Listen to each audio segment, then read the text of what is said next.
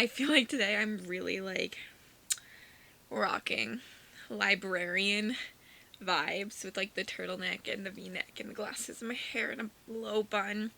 I feel like I've got this. Like, give me just like a book to hold. I'm not like every other girl. Geeky. Taylor Swift. Story of Us vibes. No one needed to know all of that. Okay.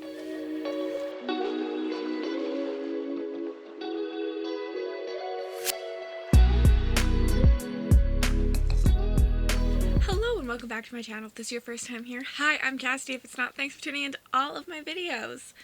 Today we are going over my Kindle TBR. I don't have a lot of books on my Kindle TBR, but I wanted to go through a couple of them.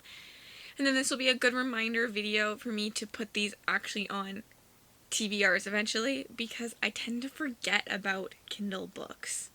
Even though I have lots of them, and lots of these I really want to get to and want to read, but I just forget that they're on there, if that makes sense. So my Kindle TBR is set into 3 different sections currently. I have fantasy, romance, epic fantasy, and spooky books. That's what I read most of the time. So lots of these are on Kindle Unlimited because I do have Kindle Unlimited, but I also try and, like, if I see a Kindle book for like cheap, I'll buy it.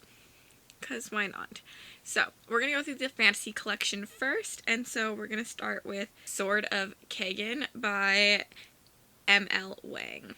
This is a fantasy book about, it's a standalone, so I think I will get to this at some point because I don't read a lot of standalones, don't own a lot of standalones, and I have a standalone prompt on my TBR board, so I'm like specifically saving this for then, but like doing this video has had me like re-interested in some of these books. So Sword of Kagan is about a family that lives in this like village full of like superhuman strength warriors, and this is like the battleground. They're protecting the rest of the empire, so like that's why they're known as the Sword of Kagan, because the emperor is Kagan and this little village is like the sword.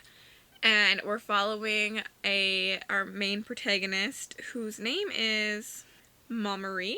I don't really know. And his mother, and I think it's his journey as, like, he kind of learns that his mother's been keeping something from him, and she seems like this peaceful angel, but really she's like a dark, gruesome, violent past, and she's trying to repress it. And he's kind of learning about this as his, like, violence starts to grow. Like, violence is in him. Yeah, I really, I go into most of my books blind, so, like, this is just kind of the gist of what I got about it. And he's kind of, like, learning that the empire that he, like, loves is built on lies and deceit, and his mom's been hiding things from him. And I think a villain story, but I'm not entirely sure, but at least I think it's going to be dark and gruesome, and so yeah, I really do want to get to this. The next book on my Kindle TBR is Master of Sorrows by Justin Travis Call. This one is a villain origin story. Like, I do know that, and that's what makes me so excited for this one. I really want to own this one in paperback, but I can't find it anywhere. Like, what? Why? Why can't I find it? Who knows? I think in this one he goes to an academy where he learns about how magic is bad, but he has firsthand seen how magic is good, and he has magic in himself, so he's kind of like struggling with the idea that he has this forbidden magic that he enjoys to use. He is kind of realizing that he is the malevolent thing that's in the prophecy.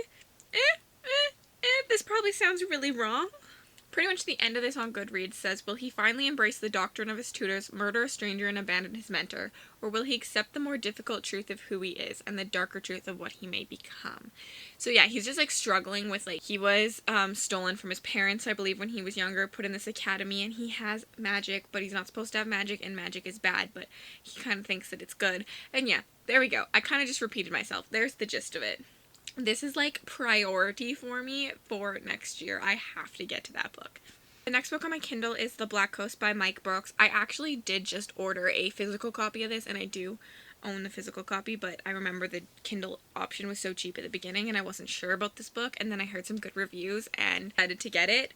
The Black Coast is about a world and it's filled with like war, and we're following this one village that's always at war with another village that's like across the sea.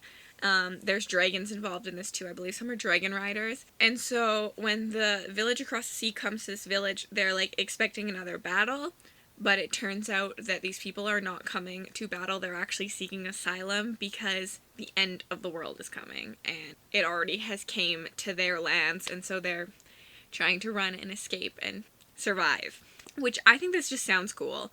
I feel like it's going to be like a different take on it, and I kind of like the idea of like the sea. There's war dragons, armored knights, seafaring raiders, dangerous magic, and battle scenes, which all seem very interesting to me. Yeah, and then the Black Keep, which is obviously like where we are, is kind of just in the middle of a bunch of wars happening, and it's going to be like I think it's going to be like the safe spot, but I'm not entirely sure. I also really want to read this one. I think this will be a priority next year. Okay, the next book I have on my TBR for Kindle is Dragon Mage by M.L. Spencer. I feel like I have a lot of dragon books going. I said I wanted to read more dragon books. This one is about a ram wraith who has the power to challenge gods, but he just doesn't know it yet. He's from just like a small fishing village. He's a little misfit, you know, typical fantasy. He doesn't own a lot, you know, just there. But he doesn't know yet that he has like a really, really old gift, and when he figures it out, he is sent to an academy. I love a school setting where he has to compete and learn and become a dragon rider. And not only is he going to try and like, not only does he have to become a dragon rider, but he has to become like the champion, and the world needs a champion because a dark god of an ancient myth is coming to destroy the world. The world is ending, so we need a champion to go. Whew. I don't know, all these books, I'm like, should I order this one in paperback too? Because I do really want to read it. And I tend to get to paperbacks first. This one sounds so good. The world will turn to Aram, hour of need. This happens a lot where I buy a book in Kindle form, and then I like research more into it or hear reviews, and I'm like, no, actually, I need that. Because this is what happens with this other book. This next book is Age of Assassins by R.J. Barker, and I do also own this book in physical format. Essentially, this is about an assassin who is not given a task to kill, but this time he is given the task to protect someone and save a life. The heir to the throne has been put a mark on, and this new assassin, whose name is Girton, I think, Girton Clubfoot, this new assassin, Girton Clubfoot, who is still learning, has been tasked to keep the heir to the throne alive and to figure out what's going on.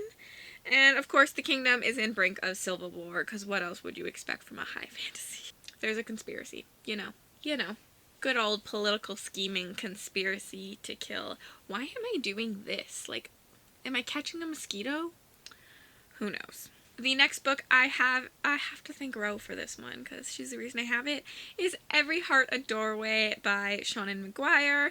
This is the Wayward's Children #1. This is like a portal fantasy. I believe we're just following some children who are at this wayward home for children, and there's like portals you can go through to like fantasy worlds, and each little story is a different fantasy world following some characters, but they do have something to do together, but you don't have to read them in order, but I'll probably read them in order. Yeah, that's really all I know about this one. It's so short. I think that this will be an easy read one day, and I'll add it to my TBR really quickly. And to be honest, I know this is a series, but I would also count this as a standalone, because like you can read all of these books separately. Like, you don't have to read them together, which excites me. Maybe I'm wrong for thinking that. The next book I have is Sunreach by Brandon Sanderson. This is just the Skyward novella, and I am not really going to explain this because it's just a little novella set in the Skyward world. If you haven't read Skyward, please do. It was incredible. And the last one I haven't read is Empire of Sand by Tasha Suri, who I didn't realize was the same author of The Jasmine Throne. I just got it because it had a desert setting, and I was intrigued. Maybe this should be in fantasy romance. If anyone's read this book, please tell me if it's fantasy romance. I feel like I've heard that Tasha Suri's books lead into like a romance. Oh look, Rose read it. Ro, if you watch this, please let me know. I'm just gonna read the synopsis of this one because I don't feel like I can sum it up well enough, so A nobleman's daughter with magic in her blood, an empire built on the dreams of enslaved gods. Empire Sand is Tasha Suri's captivating Mughal? Sorry, I said that wrong. India-inspired debut fantasy. The Amrithi are outcasts, nomads descended of desert spirits. They are coveted and persecuted through the empire for the power in their blood. Mare is the illegitimate daughter of an imperial governor and exiled Amrithi mother she can barely remember, but whose face and magic she has inherited. When Mare's power comes to the attention of the Emperor's most feared mystics, she must use every ounce of I cannot say that word, and power she possesses to resist the cruel agenda. Should she fail, the god themselves may awaken seeking vengeance. Empire Sand is a lush, dazzling fantasy novel perfect for readers of City of Brass and The Wraith and the Dawn. Ooh, I loved City of Brass. I see. Kindle is typically books that I don't know about, so I just am like, okay, I'll buy you. You're cheap. That sounds really good. Okay, that's all of my fantasies that I haven't read. Let's go into fantasy romance first. I have Guild, which I am reading in November. Guild is a King Midas retelling. It's about a woman who he saves, and then Gold touches her, and she kind of falls in love with him, but she kind of is starting to realize and learn that he's not who she thought he was. That's as far as I know, but she's also covered in gold. Sounds interesting. That's why I'm reading it this month. And Guild is by Raven Kennedy. This is The Plated Prisoners, #1. And then I have A Touch of Darkness by Scarlett St. Clair. I actually have started this one. I am 25% into this book, actually. It's just kind of a book I've been picking up, if I have nothing else, or I'm stranded somewhere. Sometimes when I'm at my boyfriend's hockey games and I'm bored of watching, I'm I'm gonna read a book on my phone. And that's kind of the book I always use. It's just really easy for me to fall back into. So it's a Hades and Persephone retelling. As far as I know so far, you're following Persephone as she is trying to live an unassuming life in New Athens and trying not to be known as a god. Gods are worshipped there, and she stumbles into Hades' nightclub and makes a deal with the devil, essentially, and it's fantasy romance, so obviously they're falling in love. She struggles to get her freedom and falls in love with him is essentially what I'm expecting from it. It's very interesting because it's urban fantasy with gods, so it is a interesting setting and not my typical setting, so I'm definitely out of my comfort zone here, which is kind of what I like about it. But it's very easy to just drop and then pick up a couple months. I've been reading this for a long time. It's not a TBR or anything. People love it though. The next book is A Shadow in the Amber, which is by Jennifer L. Armentrout. This is the prequel to From Blood and Ash, and I loved From Blood and Ash, which is one of the books that kind of got me into fantasy romance, because I read ACOTAR, and then I read those, and then I read Bridge Kingdom, and that's all I've read so far for fantasy romance, unless you count Throne of Glass. And I liked From Blood and Ash, I think, the best, actually, out of all of them. I can't really explain to you what The Shadow and Ember is about, because obviously it's a prequel, so it does kind of spoil what's happening, I think, in From Blood and Ash. But From Blood and Ash is about Poppy, who is our maiden. She is prophesized, and she has a destiny to fulfill. So she's a Virgin Mary. She's not allowed to be touched. She has to be veiled when she's out in public. But when her one guard dies, she gets a new guard, and a romance kind of starts, and he kind of starts feelings in her that she's never had, and there's a big bad, and yeah, it's just so good. That one was just perfection, and I feel you're not really told what the fantasy is until way later in this book, so it's definitely more of a historical setting in terms of fantasy. The world, I think, is more fantasy, but then there is a fantasy element later on that's the magic system, I guess. There you go. But obviously A Shadow in the Ember does not follow Poppy, and it follows a new cast, and I'm excited for that. The next book I have is Air Awakens by Alyssa Kova. This is a book that I'm unsure about, so I might take it off this Kindle TBR, but it's still on here for now.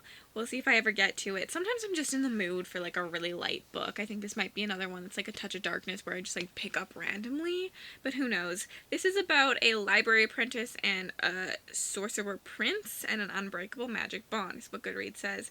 I think what happens is we're following our protagonist, Vala, who is like she has magic, but she doesn't ever like want to do anything with her magic. She's kind of keeping it hidden. She prefers to spend time in the library.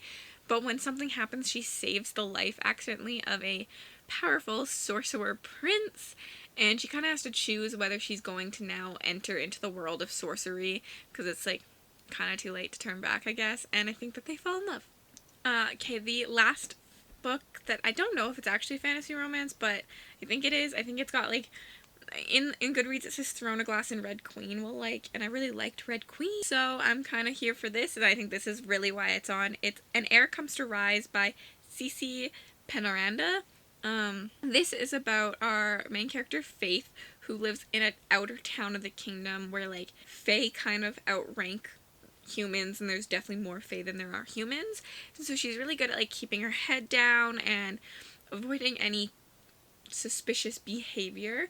But when she accidentally attracts the attention of a royal guard, Nick, she soon learns that her mortal nature isn't the only reason to remain out of sight. Nick is like a Nightwalker assassin who can kind of go into your dreams and kills you, which sounds really cool. And he like brings out some magical abilities in her. I'm gonna guess that she's secretly fae, but like I don't actually know, but that's just what I'm guessing, if she's getting abilities.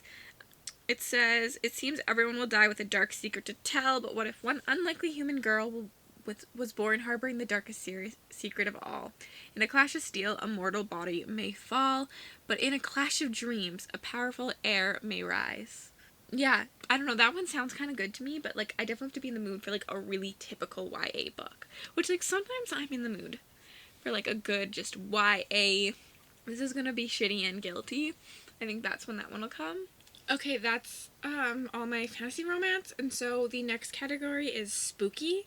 I only have a couple on here. The first one is Meat by Joseph DeLacy, which is about a town who is like surrounded by wilderness, and the wilderness is advancing, and the people depend on meat for survival, and the meat is supplied by a processing plant on the edge of town, and it's like a very sacred commodity. And everyone eats it except for like a handful of people who think that the town is evil and the meat is not good. So like a feud smolders between the town's religious and secular powers. Whoever controls the meat supplies controls everything. The townsfolk are hungry. They must be fed. They must be fed is like the last lines on Goodreads, which sounds so good. I believe this book is about cannibalism. I picked it up when I was looking for recommendations on books like Tender is the Flesh. So just forewarning going into it, I believe there's cannibalism, and that's why people won't eat it. Sounds super interesting to me, though. Yeah, like the tagline on the cover is "You are what you eat," and that's like, I think, hinting at the cannibalism. Okay, the next book on the spooky TBR on Kindle is Ritualistic Human Sacrifice by C.V. Hunt. This is about our protagonist, Nick Graves, who is a miserable man, and he kind of wants out of his relationship, and one day he just comes home from work, and he has the guts to tell his wife, like, I want a divorce, this is terrible.